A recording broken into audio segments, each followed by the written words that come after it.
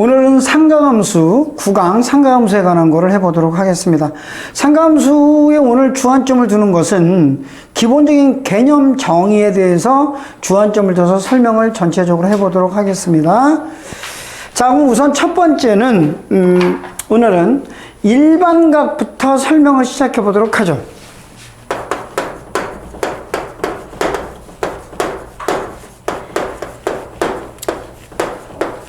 자, 첫 번째가 이제 일반각이라고 하는 겁니다. 일반각. 자, 일반각이라는 건 무엇이냐, 어떻게 정의하는가부터 설명을 하죠. 일반각은 이런 겁니다. 우리가 여기 이렇게 된 걸 뭐라고 하냐면 이거를 시초선이라고 그래요. 시작되는 선이죠. 여기에서 이렇게 된 걸 이걸 동경이라고 합니다. 이럴 때 우리는 약속을 이렇게 합니다. 시초선으로부터 시계 반대 방향으로 돌아갔을 때 우리는 이거를 플러스 각이라고 합니다. 그 다음에 시초선을 기준으로 해서 시계 방향으로 움직였을 때 마이너스 각이라고 하죠. 다시 말해서 플러스다 마이너스다라고 하는 것은 크다 작다의 의미가 아니라 방향성의 의미로 해석을 하시면 됩니다. 자, 그렇게 하는 게 바로 일반각을 표시하는데요. 그러면 이제 이걸 구체적으로 표시하는 방법을 알아야겠죠? 예를 들어 이렇게 봅시다. 시초선을 기준으로 해서 이렇게 각을 나타냈더니 예를 들어 이게 30도라 합시다. 그럼 이거 30도라고 말할 때 이게 사실 뜻하는 게 30도만 있는 건 아니죠. 왜냐하면 한 바퀴 돌아서 여기까지 왔을 수 있죠. 그럼 이건 뭐야? 390도죠. 또 이게 한 바퀴 더 돌아서 이렇게 두 번 돌아서 올 수도 있죠. 이때는 뭐가 됩니까? 750도가 되는 거죠. 그럼 이걸 표시할 때 우리는 어떤 방법을 쓸 수 있냐? 바로 이렇게 쓸 수 있는 거죠.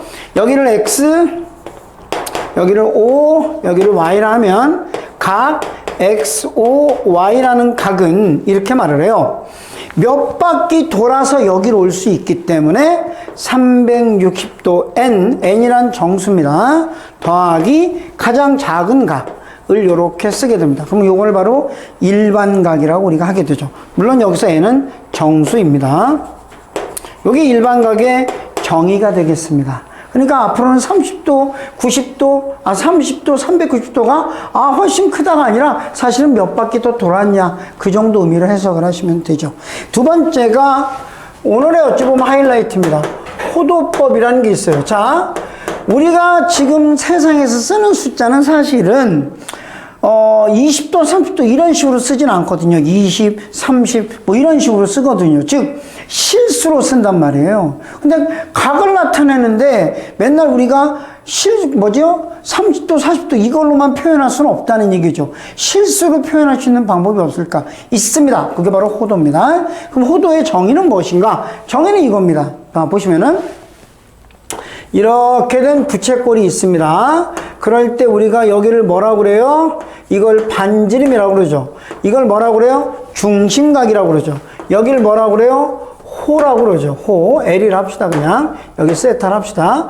자, 그럴 때 요것들을 표현할 때 이제 1호도라는 건 뭐냐면 이걸 얘기하는 거. 1호도라는 것은 뭐 영어로 1라디안이라고 하는데요. 이런 겁니다. 반지름에 해당하는 길이만큼 호의 길이가 이만큼 나타났단 말이에요. 똑같다 이거죠. 그럴 때 우리는 여기를 뭐라고 하냐면 1라디안이라고 합니다. 한 50 몇 도 정도 되는데요. 1라디안이라고 얘기를 해요. 그러면 이것을 조금 더 풀어서 쓰면 무슨 말이냐면 이런 거예요. 지금 뭐냐면 중심각에 대응하는 호의 길이가 반지름의 1배일 때 이럴 때 우리는 뭐라고 하다? 1라디안, 1호도 이렇게 말을 해요. 그럼 이 말에서 우리가 알 수 있는 거는 그럼 이렇게도 볼 수 있다는 얘기네요. 뭐냐면 바로 비례적 관계를 통해서 자 보시면 이런 거 알죠? 원에서는 중심각과 그 다음에 호의 길이와 부채꼴의 넓이가 비례한다는 걸 알 겁니다. 그래서 그걸로 이제 얘기를 할 수 있다는 거죠. 이렇게요. 보시면은. 자, 원이 있어요. 자, 여기 중심각이 이렇게 돼 있을 때 여기가 180도인 건 알죠? 내가 반지름을 R로 잡았어요. 그럼 여기 있는 호의 길이가 얼마가 돼요?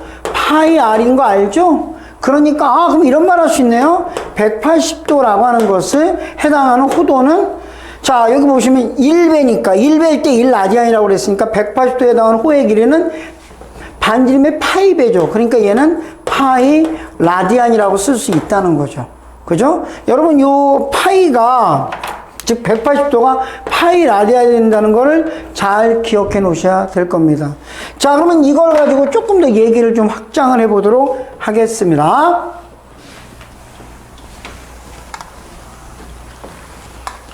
자, 지금 내가 뭐라고 그랬죠? 호도에 대한 걸 이렇게 말했죠. 파이 라디안이라고 하는 것은 뭐다? 사실은 180도에 해당하는 그 호의 길이가 반지름의 파이배라고 해서 이렇게 썼잖아요. 근데 비례적인 성질을 쓰게 되니까 비례의 관계가 있으니까 우리는 어떻게 할 수 있다? 이렇게 할 수 있네? 그러면 180도가 파이 라디안이면 90도는 2분의 파이 라디안이고, 그러면 45도는 4분의 파이 라디안이고, 60도는 3분의 파이 라디안이고, 이런 식으로 할 수 있죠. 그죠? 그 다음에 30도는 6분의 파이 라디안이 될 겁니다. 그러나 이제 앞으로는 여기를 라디안을 생략을 합니다. 요게 첫 번째 자네들이 알아야 될 것이에요. 두 번째는, 그러니까 두 번째는 뭐냐면 이거죠. 아까 부채꼴 한 번만 다시 그릴게요. 그럼 여기 있는 호의 길, 앞으로 요거는 라디안이라고 생각을 하시고, 여기 있는 건 반지름, 여기는 호의 길이가 되죠. 자, 그럼 이것들의 관계는 어떻게 될까요? 관계는 결론부터 쓰겠습니다. 호의 길이는 R 세타가 되고요.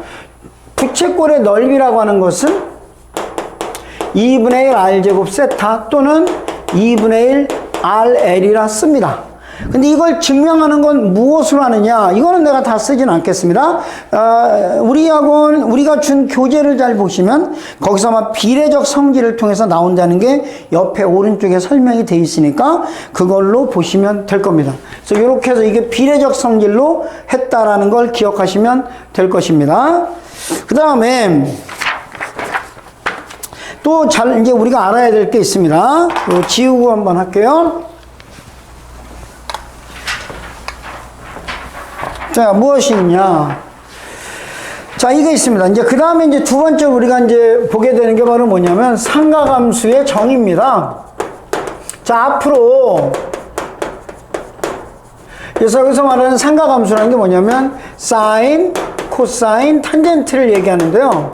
자, 내가 이거를 설명할 때 여러분같이 지금 뭘로 할 거냐면 원으로 설명할 겁니다. 원. 앞으로 삼각함수 사인, 코사인, 탄젠트 할 땐 원이라는 걸 좀 기억하면서 보시면 아마 조금 도움이 될 겁니다. 자, 이런 겁니다. 여기 이렇게 된 단위원이 있다 합시다. 단위원이 뭔지 아시죠? 반지름이 1인 원을 단위원이라 해요. 자, 이렇게 됐습니다. 요게 이제 반지름이 1인 거죠. 그러니까 이렇게 요렇게 된 거죠. 여긴 플러스 1이고. 자, 이랬을 때 내가 여기서 이렇게 동경을 이런 식으로 커요. 그럼 여기 이제 우리가 세타가 나타나겠죠? 그럼 요 점이 나타날 겁니다. 이 점을 내가 편의상 P라고 하면 이 점을 X, Y라 합시다. 그러면 여기서 내가 수직으로 쫙 내렸을 때 여기 H라면 요 길이는 바로 X가 되고 요건 Y가 되겠죠? 자, 그럼 여기서 이제 우리는 이런 말 할 수 있다면 여기 빗변의 길이는 1이니까요. 1분의 x는 이걸 우리가 뭐라고 정했냐면 바로 코사인이라고 정의를 합니다. 1분의 y는 사인이라고 정의합니다. 그 다음에 밑변분의 높이를 우리는 뭐라고 정의한다? 이거를 탄젠트라고 정의합니다. 이렇게 말을 해요. 이게 정의니까 이렇게 이제 보시면 되고요. 그 다음에 상감 이제 부호가 있어요. 부호. 자, 보시면 지금 보시면 여기 있는 건 일삼면이잖아요. 그럼 각각의 사분면에서 내가 사인, 코사인, 탄젠트의 부호를 한번 판단해 보는데요. 여기다 이렇게 나비를 그릴 겁니다. 나비 날개를 그릴 거예요. 1사분면에서는 x도 플러스고 y도 플러스고 빗변은 사분면과 관련이 없으니까 언제나 플러스겠죠. 그럼 플러스 플러스 플러스. 그러면 여기는 뭐가 되느냐? 밑변은 마이너스, 높이는 플러스, 빗변은 플러스. 그 다음에 여기는 어떻게 된다? 밑변 마이너스, 높이 마이너스, 빗변 플러스. 여기는 뭐가 된다? 밑변 플러스, 높이 마이너스, 빗변 플러스 되죠. 그래서 여기선 모두가 플러스입니다. 여기는 이 각을 기준으로 해서 빗변분의 높이만 되니까 이거는 사인만 플러스고요. 여기는 탄젠트만 플러스가 되죠. 왜냐하면 밑변분의 높이가 바로 탄젠트니까요. 그 다음에 여기서는 코사인만 플러스가 됩니다. 그 다음에 삼각함수의 관계가 있어요. 둘의 관계가 있는데 기억할 거 두 가지만 써드리겠습니다. 첫째는 이겁니다. 사인 제곱 세타 더하기 코사인 제곱 세타는 언제나 1이 됩니다. 두 번째는 여기 보시면은 탄젠트가 x분의 y잖아요. 근데 x가 코사인이고 y가 사인이잖아요. 그래서 탄젠트를 사인 코사인으로 바꾸면 코사인분의 사인이라고 쓸 수 있습니다. 오케이?